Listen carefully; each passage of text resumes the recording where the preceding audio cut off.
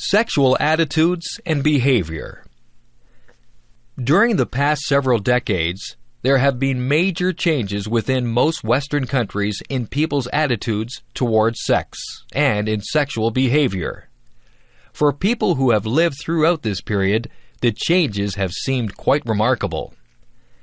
Until the early 20th century, people in most Western countries did not have permissive attitudes regarding sexuality. For the most part, young people were expected to wait until marriage before having sexual intercourse. Of course, some premarital sex did occur, and prostitution was not rare.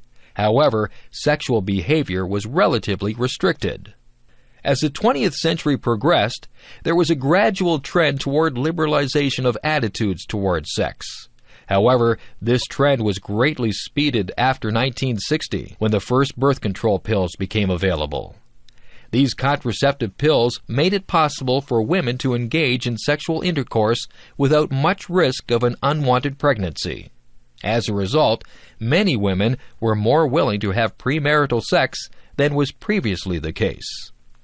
Also during the 60s, Western countries were reaching high levels of wealth and education. A new and very large generation of young people was approaching adulthood, and there was a mood of rebellion against traditional norms.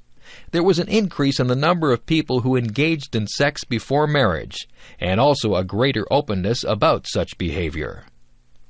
By the 1970s, sexual attitudes had become quite liberal, and many young people were quite promiscuous in their sexual behavior. However, this pattern reversed somewhat during the 1980s. There was increased concern about sexually transmitted diseases, including AIDS. Moreover, many young women had been uncomfortable with the idea of unrestricted sexual behavior. As a result, sexual attitudes became slightly more conservative during the 1980s and 1990s, although they remained much more liberal than in previous decades. In the early 21st century, most young people in Western countries begin having sex during their high school years, although some people wait until they are considerably older.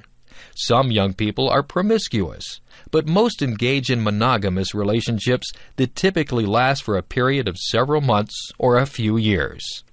When one relationship ends, another usually begins soon after. This pattern usually continues until marriage. After marriage, most people have sex exclusively with their spouse. However, some people do commit adultery. Sexuality has changed a great deal in recent decades. It will be very interesting to see how people's sexual attitudes and behavior will change in the future.